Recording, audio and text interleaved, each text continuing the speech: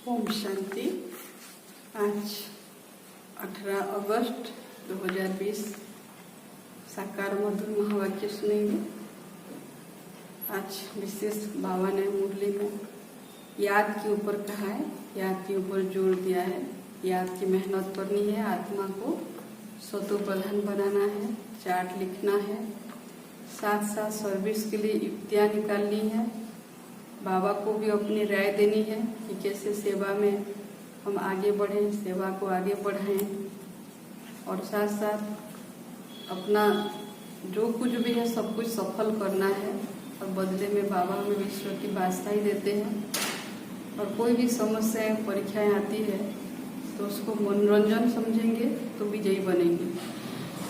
तो आज हेडिंग में बाबा ने कहा, मीठे बच्चे, अपनी सतो प्रधान तकदीर बनाने के लिए याद में रहने का खूब पुरुषार्थ करो। सदा याद रहे मैं आत्मा हूँ, बाप से पूरा वर्षा लेना है। प्रश्न है, बच्चों को याद का चार्ट रखना मुश्किल क्यों लगता है? उत्तर है, क्योंकि कई बच्चे याद को यथार्थ समझते ही नहीं है। बैठते हैं याद में और बुद्धि बाहर भटकती है, शांत नहीं होती। वह फिर वायुमंडल को खराब करते हैं। याद करते ही नहीं तो चार्ट फिर कैसे लिखें? अगर कोई झूठ लिखते हैं तो बहुत दंड पड़ जाता है। सच्चे बाप को सच बताना पड़े। आज का गीत है, तकदीर जगा कर आई हूँ, नई दुनिया बसा कर आई हूँ। ओम शांति। रूहानी बच्चों को फिर भी रूहानी बाप रोज रोज समझाते हैं कि जितना हो सके देही अभिमानी बनो, अपने को आत्मा निश्चय करो और बाप को याद करो, क्योंकि तुम जानते हो हम उस बेहद के बाप से बेहद सुख की तकदीर बनाने आए हैं। तो जरूर बाप को याद करना पड़े। पवित्र सतो प्रधान बनने बगैर सतो प्रधान तकदीर बना नहीं सकते।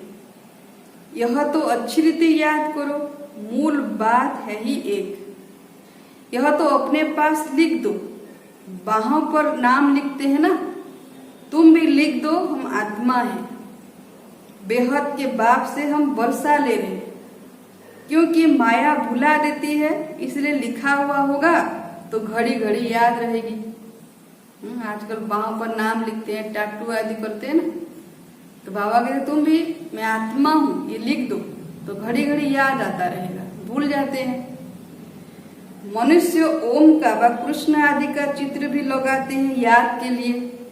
यह तो है नए ते नई याद। यह सिर्फ बेहद का बाप ही समझाते हैं। इस समझने से तुम सौभाग्यशाली तो क्या पदम भाग्यशाली बनते हो। बाप को न जानने के कारण, याद न करने के कारण कांगाल बन गए हैं। एक ही बाप है जो सदैव के लिए जीवन को सुखी बनाने आए हैं। भले याद भी करते हैं परंतु जानते बिल्कुल नहीं है। विलायत वाले भी सर्वव्यापी कहना भारतवासियों से ही सीखे हैं। भारत गिरा है तो सब गिरे हैं। भारत ही रेस्पॉन्सिबल है अपने को गिराने और सबको गिराने। बाप कहते हैं, मैं भी यहाँ ही आकर भारत को स्वर्ग सचखंड बनाता हूँ। ऐसा स्वर्ग बनाने वाले की कितनी ग्लानि कर दी है, भूल गए हैं। इसलिए लिखा हुआ है, यदा यदा हि धर्मस्य ग्लानिर्भवति भारत। इनका भी अर्थ बाप ही आकर समझाते हैं कि जब जब धरती पर धर्म की ग्लानि होती है तब परमात्मा को अवतरित होना पड़ता है, अधर्म का विनाश और एक सत्य धर्म की स्थापना के लिए। बलिहारी एक बाप की है। अभी तुम जानते हो बाप आते हैं जरूर, शिव जयंती मनाते हैं, परंतु शिव जयंती का कदर बिल्कुल नहीं है। अभी तुम बच्चे समझते हो जरूर हो कर गए हैं जिसकी जयंती मनाते हैं। सत्योगी आदि सनातन देवता धर्म की स्थापना वही करते हैं, और सब जानते हैं कि हमारा धर्म फलाने ने फलाने समय स्थापन किया। उनके पहले है ही देवी देवता धर्म। उनको बिल्कुल ही नहीं जानते कि यह धर्म कहाँ गुम हो गया। अभी बाप आकर समझाते हैं, बाप ही सबसे ऊंच है और किसकी महिमा है नहीं। धर्म स्थापक की महिमा क्या होगी। बाप ही पावन दुनिया की स्थापना और पतित दुनिया का विनाश कराते हैं और तुमको माया पर जीत पहनाते हैं। यह बेहद की बात है। रावण का राज्य सारी बेहद की दुनिया पर है। हद के लंका आदि की बात नहीं। यह हार जीत की कहानी भी सारे भारत की ही है। बाकी तो बाइप्लाट है। भारत में ही डबल सिरताज और सिंगल ताज राजाएं बनते हैं और जो भी बड़े बड़े बादशाह होकर गए हैं, कोई पर भी लाइट का ताज नहीं होता है सिवाय देवी देवताओं के। द्वापर से कितने सारे बड़े बड़े बादशाह होकर गए, भारत को शासन किया, लेकिन उनके पीछे पवित्रता का ताज नहीं दिखाते। देवताएं तो फिर भी स्वर्ग के मालिक थे ना। अब शिव बाबा को कहा जाता है परम पिता पतित पावन। इनको लाइट कहाँ देंगे। लाइट तब दे जब बिगर लाइट वाला पतित भी हो, उनकी तुलना में कोई हो। वह कभी बिगर लाइट वाला होता ही नहीं। बिंदी पर लाइट दे कैसे सकेंगे, हो न सके। दिन प्रतिदिन तुमको बहुत गुह्य गुह्य बातें समझाते रहते हैं, जो जितना बुद्धि में बिठा सके। मुख्य है ही याद की यात्रा। इसमें माया के विघ्न बहुत पड़ते हैं। भल कोई याद के चार्ट में 50-60% लिखते भी हैं, परंतु समझते नहीं है कि याद की यात्रा किसको कहा जाता है। पूछते रहते हैं इस बात को याद कहें, बड़ा मुश्किल है। तुम यहाँ 10-15 मिनट बैठते हो, उनमें भी जांच करो, याद में अच्छी रीति रहते हैं। कितना समय बाबा के पास बुद्धि गया। बहुत है जो याद में रह नहीं सकते, फिर वह वायुमंडल को खराब कर देते हैं। बहुत है जो याद में न रहने से विघ्न डालते हैं। सारा दिन बुद्धि बाहर भटकती रहती है। सो यहाँ थोड़ी ही शांत होगी, इसलिए याद का चार्ट भी रखते नहीं। दूसरों को भी डिस्टर्ब करते हैं। झूठा लिखने से तो और ही दंड पड़े। बहुत बच्चे भूले करते हैं, छिपाते हैं, सच बताते नहीं। बाप कहे और सच न बताए तो कितना दोष हो जाता। कितना भी बड़ा गंदा काम क्या होगा तो भी सच बताने में लज्जा आएगी। अक्सर करके सब झूठ बताएंगे। झूठी माया, झूठी काया, झूठा सब संसार, है ना। एकदम देहाभिमान में आ जाते हैं। सच सुनाना तो अच्छा ही है और सीखेंगे भी। यहाँ सच बताना है, सच्चे दिल पर साहेब राजी। नॉलेज के साथ साथ याद की यात्रा भी जरूरी है, क्योंकि याद की यात्रा से ही अपना और विश्व का कल्याण होना है। नॉलेज समझाने के लिए बहुत सहज है, याद में ही मेहनत है। बाकी बीज से झाड़ कैसे निकलता है वह तो सबको मालूम रहता है। बुद्धि में 84 का चक्र है। बीज और झाड़ की नॉलेज होगी ना। बाप तो सत्य है, चैतन्य है, ज्ञान का सागर है। उनमें नॉलेज है समझाने के लिए। यह बिल्कुल अनकॉमन बात। यह मनुष्य सृष्टि का झाड़ है, यह भी कोई नहीं जानते। सब नेति नेति करते गए, यानी और भी कुछ है। ड्यूरेशन को ही नहीं जानते तो बाकी क्या जानेंगे। तुम्हारे में भी बहुत थोड़े हैं जो अच्छी रीति जानते हैं, इसलिए सेमिनार भी बुलाते हैं। अपनी अपनी राय दो। राय तो कोई भी दे सकते हैं, ऐसे नहीं कि जिनके नाम है उनको ही देनी है। हमारा नाम नहीं है हम कैसे देवे, नहीं। कोई को भी सर्विस अर्थ कोई राय हो, एडवाइस हो, लिख सकते हो। बाप कहते कोई भी राय आए तो लिखना चाहिए। बाबा इस युक्ति से सर्विस बहुत बढ़ सकती है। कोई भी राय दे सकते हैं। देखेंगे किस किस प्रकार की राय दी है। बाबा तो कहते रहते हैं किस युक्ति से हम भारत का कल्याण करें, सबको पैगाम देवे। आपस में विचार निकालो, लिख कर भेजो। माया ने सबको सुला दिया है। बाप आते ही हैं जब मौत सामने होता है।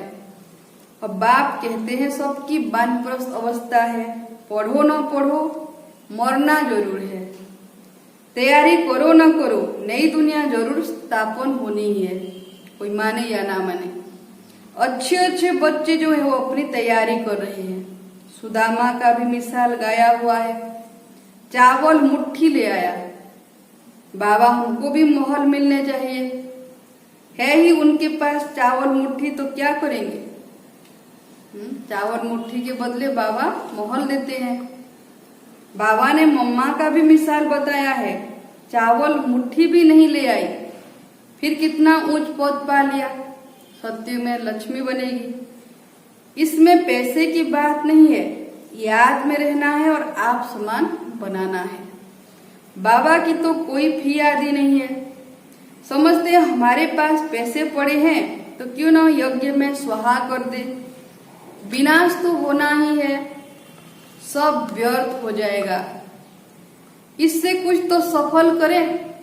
हर एक मनुष्य कुछ न कुछ दान पुण्य आदि जरूर करते हैं, वह पाप आत्माओं का पाप आत्माओं को दान पुण्य, फिर भी उसका अल्प काल के लिए फल मिल जाता है।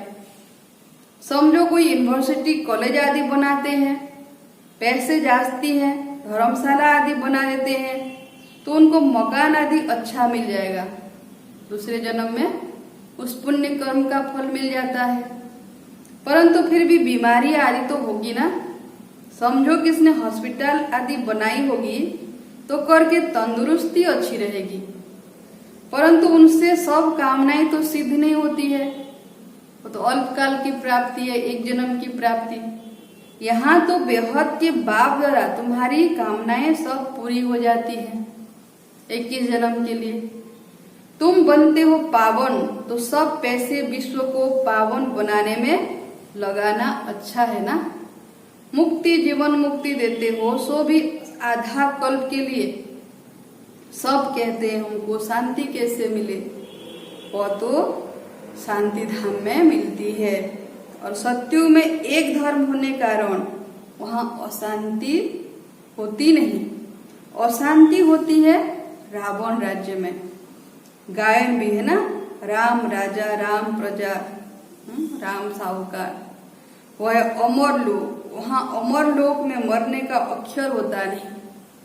यहाँ तो बैठे बैठे अचानक मर जाते हैं, इसको मृत्यु लोक, उसको अमर लोक कहा जाता है। वहां मरना होता नहीं, पुराना एक शरीर छोड़ फिर बालक बन जाते हैं, रोग होता नहीं। कितना फायदा होता है, श्री श्री की मत पर तुम एवर हेल्दी बनते हो। तो ऐसे रूहानी सेंटर्स कितने खुलने चाहिए। थोड़े भी आते हैं वह कम है क्या। इस समय कोई भी मनुष्य ड्रामा के ड्यूरेशन को नहीं जानते हैं। कल्प की आयु लाखों वर्ष कह देते हैं।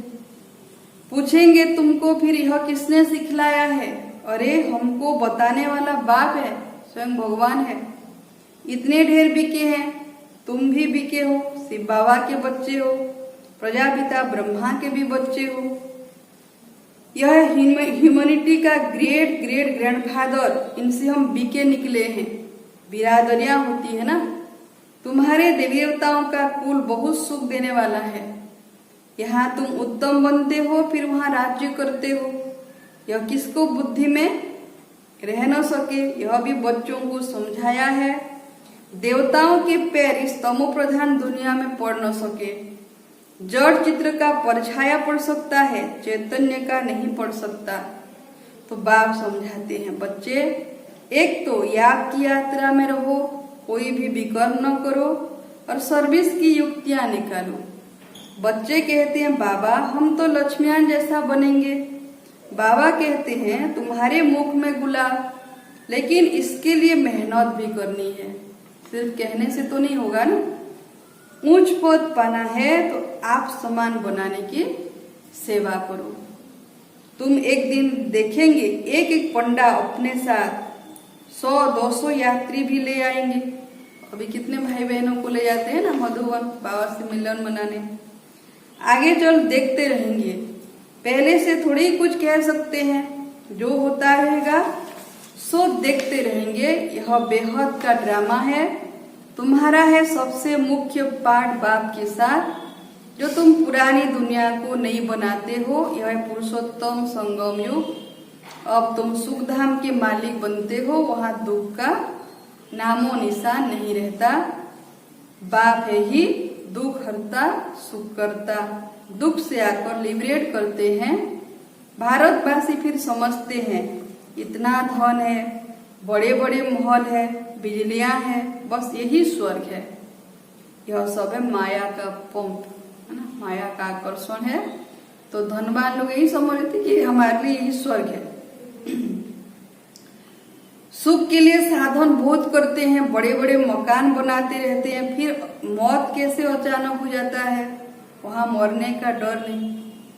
लेकिन सत्य में कोई अकाली मृत्यु नहीं होगी, पूरा आयु जिएंगे। यहाँ तो अचानक मर जाते हैं, फिर कितना शोक करते हैं, दुखी होते हैं, फिर समाधि पर जाकर आंसू बहाते हैं। हर एक की अपनी अपनी रस्म रिवाज है, अनेक मत है ना। सत्युग में ऐसी बातें होती नहीं। वहां तो एक शरीर छोड़ा दूसरा लेते हैं। तो तुम कितना सुख में जाते हो, उसके लिए कितना पुरुषार्थ करना चाहिए। कदम कदम पर मौत लेनी चाहिए। गुरु की व पति की मौत लेते हैं, वह तो अपनी मौत से चलना होता है। आसुरी मौत क्या काम देगी, आसुरी तरफ ही ढकेलेगी, आसुरी तरफ ही ढकेलेगी। अब तुमको मिलती है ईश्वरीय मौत। ऊंचे ते ऊंच इसीलिए गाया भी हुआ भी है श्रीमद् भगवान वाच। तुम बच्चे श्रीमद् से सारे विश्व को हेबिन बनाते हो, उस हेबिन के तुम मालिक बनते हो। इसीलिए तुम्हें हर कदम पर श्रीमद् लेनी है, परंतु तकदीर में नहीं है तो फिर मौत पर चलते नहीं है। बाबा ने समझाया है, किसको भी अपना कुछ अकल हो, राय हो तो बाबा को भेज देवे। बाबा जानते हैं कौन कौन राय देने लायक है। नए नए बच्चे निकलते रहते हैं, बाबा तो जानते हैं ना कौन से अच्छे अच्छे बच्चे हैं। दुकानदारों को भी राय निकालनी चाहिए, ऐसे यत्न करें जो बाप का परिचय मिले। दुकान में भी सबको याद कराते रहे। भारत में जब सत्युग था तो एक धर्म था, इसमें नाराज होने की तो बात ही नहीं। सबका एक बाप है। बाप कहते हैं मामेकम याद करो तो तुम्हारे विकल्प विनाश हो जाए, स्वर्ग के मालिक बन जाएंगे। अच्छा, मीठे मीठे सिकिलधे बच्चों प्रति माता पिता बाप दादा का याद प्यार और गुड मॉर्निंग। रूहानी बाप की रूहानी बच्चों को नमस्ते। हम रूहानी बच्चों का भी रूहानी माता पिता बाप दादा को याद प्यार गुड मॉर्निंग नमस्ते नमस्ते नमस्ते। धारणा के लिए पहला पॉइंट, श्रीमत पर चलकर सारे विश्व को स्वर्ग बनाने की सेवा करनी है। बहुतों को आपसमान बनाना है। जैसे अपना कल्याण हुआ दूसरों को भी कराना है। आसुरी मत से अपनी संभाल करनी है, मन मत पर मत इसमें नहीं जाना है। दूसरा पॉइंट, याद की मेहनत से आत्मा को सतो प्रधान बनाना है। सुदामा मिसल जो भी चावल मुट्ठी है वह सब सफल कर अपनी सर्व कामनाएं सिद्ध करनी है। बाबा का वरदान है, परीक्षाओं और समस्याओं में मुरझाने के बजाय मनोरंजन का अनुभव करने वाले सदा विजयी भव। इस पुरुषार्थी जीवन में ड्रामा अनुसार समस्याएं व परिस्थितियां तो आनी ही है। जन्म लेते ही आगे बढ़ने का लक्ष्य रखना, अर्थात परीक्षा और समस्याओं का आह्वान करना। बाबा का बनते ही, ब्राह्मण बनते ही जो लक्ष्य रखा, मुझे ऐसे देवी गुणधारी देवी देवता बनना है, लक्ष्मीनारायण बनना है, तो अनेक परीक्षाएं आएंगी, समस्या आएंगी, उसका आह्वान करते हैं ना। जब रास्ता तय करना है तो रास्ते के नजारे न हो, यह हो कैसे सकता। लेकिन उन नजारों को पार करने के बजाय यदि करेक्शन करने लग जाते हो तो बाप की याद का कनेक्शन लूज हो जाता है। जो भी परीक्षाएं समस्याएं आती है उसमें फिर करेक्शन ढूंढते हैं, ऐसा होता तो ये होता, तो उसमें क्या होगा, बाबा से कनेक्शन लूज हो जाती है। और मनोरंजन के बजाय मन को मुरझा देते हो।